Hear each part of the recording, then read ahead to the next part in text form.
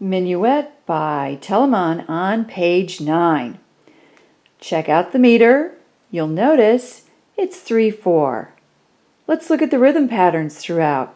Left hand, and now the right hand. Key signature. Is it G major or is it the relative minor? Looks like we start in the major. Wonder if we'll go to the relative minor anywhere.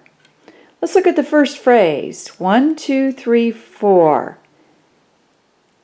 Notice the left hand starting with the tonic G, moving somewhere.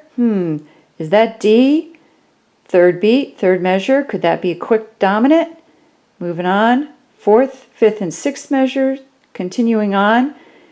You'll see more tonic, and then dominant. Right hand, staccato, tenuto.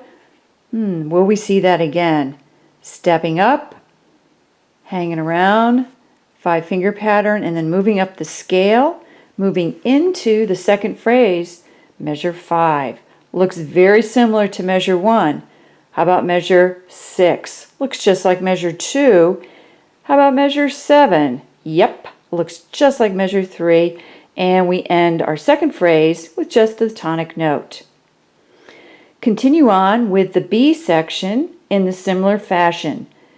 Look at the rhythm patterns, the key signature. Do we modulate or do we stay in G? Check out that bass line. How is it different? See any repeated patterns? Any repeated phrases? Let me draw your attention to this B section. Left hand looks similar rhythmically wise, but we're not staying on tonic on the second bar of the third phrase. We're moving. See a lot of A right here, possibly an A chord, maybe a dominant of a dominant. Without the C sharp, we're not sure. Then we end on the dominant. Moving into the fourth phrase, again, similar rhythm in the left hand, similar rhythm in the right hand with the quarter half, but then we have completely different music at the end of this phrase.